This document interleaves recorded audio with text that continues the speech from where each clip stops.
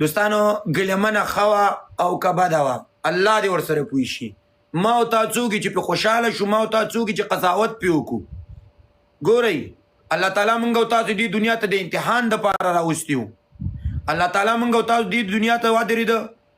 دا ګورئ دا شی مه رالېږئ، ولې داسې کوئ؟ وروره زه خو ښې خبرې کوم، وایې تاسو ماړه په سړي نشان ووایئ.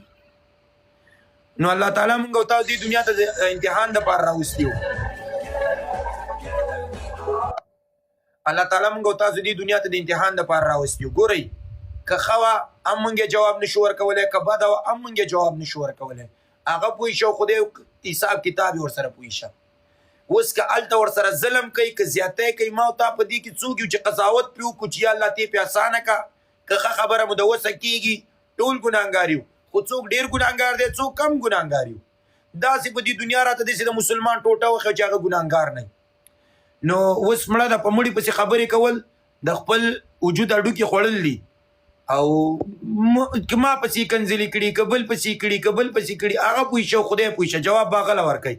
نو زه هیله کوم له تاسو نه چې تاسو ورپسې خیر دی بدې خبرې مه کوئ. د دې سره ستاسو خپله ګناهونه سیوا کېږي او ستاسو خپله عقیده خرابېږي. نو زمونږ او ستاسو د وس که تاوان مو کېږي ورسره دعا ورته وکئ، که نه یې کوئ کاڼی پې کېدوئ.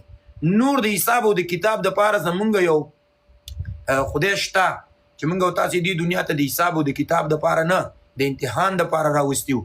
خدای پاک وایي چې د ده نه ښه کارونه کېږي که بد کارونه کېږي. نو کافر خو په دې دنیا کافري، خو که هغلته لاړ چې ټول به جهنمي او ټول به ورسره ظلم او زیاتی به ورسره هلته هر سیستم ورسره کېږي. خو زمونږ او ستاسو اصلي لاره چې شی ده هغه دنیا ده.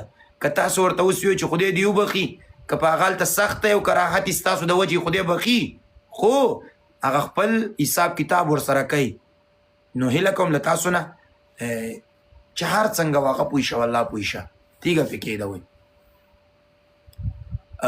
خو د دې ډېرو ټیک ټاکرانو ته مې خاص کر ځان ته مې عبرت ته واخلئ. خاص کر دا ګوره د ټیک ټاکران یو دوه درې مري په دې خاطر باندې چې الله تعالی تاسو ته خپل وجدان او خپل غیرت او خپل ابرو تاسو ته وادي ورېده. په دې وجدان کې سوچ وکئ چې موږ هم دغې لارې ته ور روان یو. داسې خو په